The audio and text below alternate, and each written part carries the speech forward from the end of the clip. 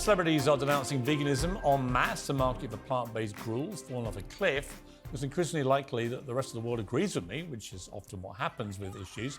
Infamous activist Tash Peterson, better known as V-gan Booty, is on a mission to change people's minds by all means necessary. So is veganism here to stay, or as dead as a steak on my plate later this evening? I'm joined by V-gan Booty, Tash Peterson, and Outkick host and Fox commentator Tommy Larian. All right, would you go by the name vegan or vegan, Miss Booty, or what? Tash Peterson is fine. Tash? Yes. Veganism's going out of fashion. Meatless Farm announced their ending production. Beyond Meat shares crashed 95%. Most vegan companies in this country, lack of consumer demand now.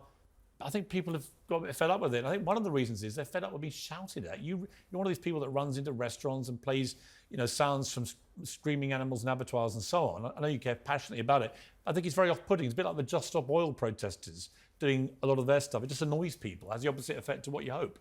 No, I don't think so at all. I think it brings more attention to the animal holocaust. Animals are subjected to rape, torture, enslavement, abuse and murder, and I'm bringing light to that, and I'm seeing why would more you use the people word? choose to Okay, be why vegan. use the word Holocaust? Holocaust is the mass extermination of more than 6 million Jewish people by Adolf Hitler and the Nazis. Well, that is one Holocaust in history. Why would you avoid? People know that as the Holocaust. Why would you use that kind of very emotive language, knowing it would offend a lot of people? Well, it's just a factual statement. If you look at the definition of a Holocaust, it is slaughter or destruction on a mass scale. Multiple Holocausts have occurred throughout human history, and non-human animals can be subjected to the same atrocities that humans can. In fact, it's the largest Holocaust in history, with 3 trillion individuals brutally murdered every year for human food consumption. All right, Tommy, you're from a ranching family.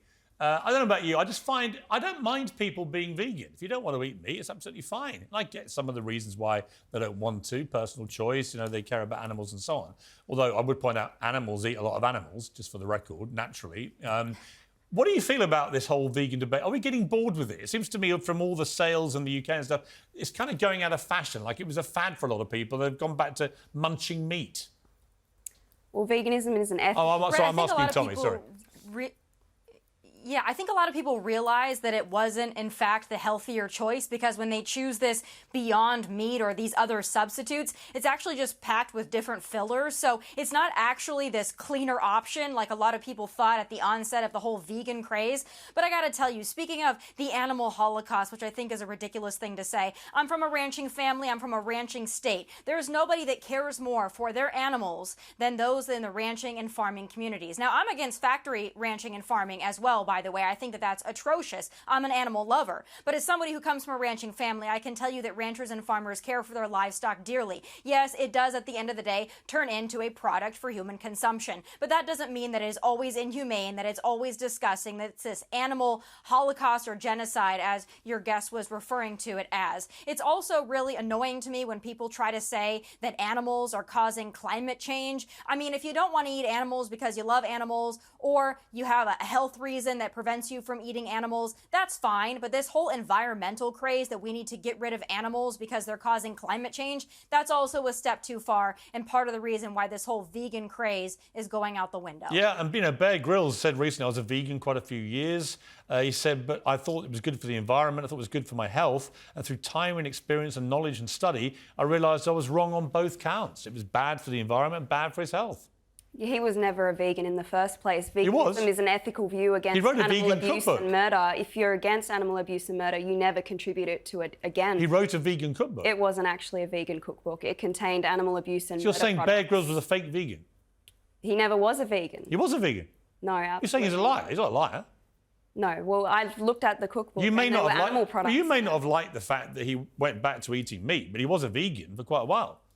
Well, people go by that label all the time, but if they actually truly hold their ethical view against animal abuse and murder, then they would never turn back on veganism.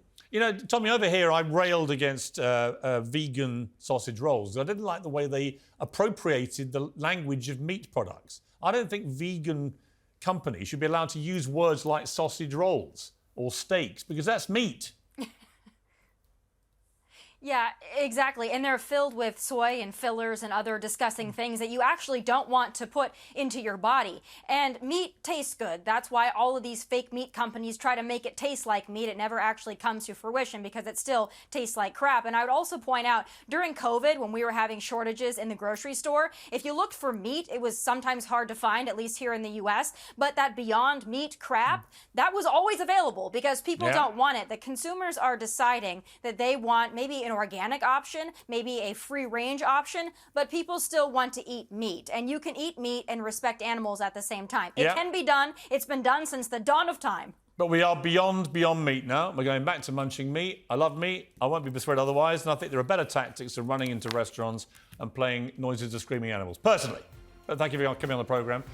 Tash, and thank you to Tommy, as always. Whatever you're up to, keep it uncensored.